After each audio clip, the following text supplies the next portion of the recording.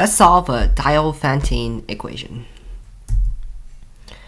A Diophantine equation has two variables with integer solutions. Here's an example.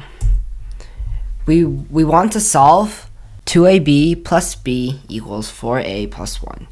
This does look a little bit intimidating, but we only have to solve for integer solutions.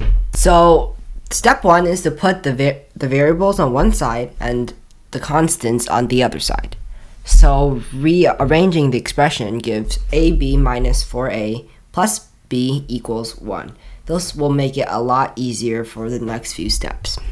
Now we have to factor the first two terms in the rearranged expression. So ab minus 4a plus b equals 1 turns into a times b minus 4 plus b equals 1 by taking out the a from ab and minus 4a. Next, we want to make the b minus 4 term reappear.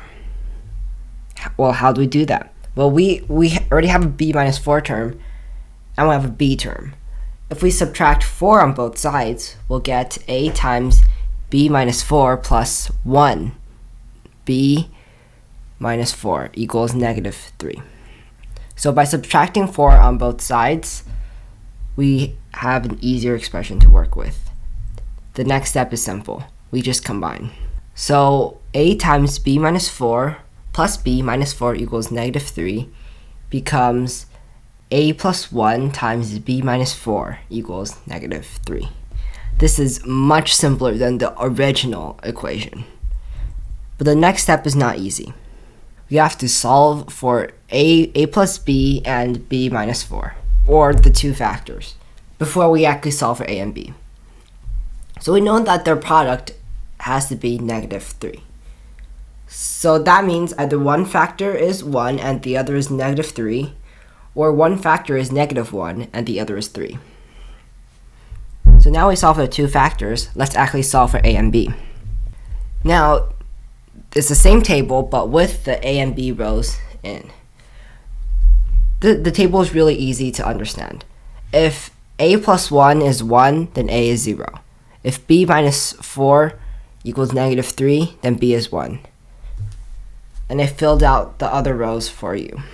So as you can see on the left-hand side in the a and b columns, we have our solutions. And I also wrote them down on the bottom of the screen. Now we have to plug our solutions in.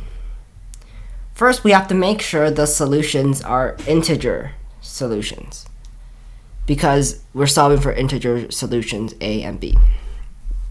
Then after that, we have to make sure that the solution is not extraneous, which means we have to plug it back into the very original equation.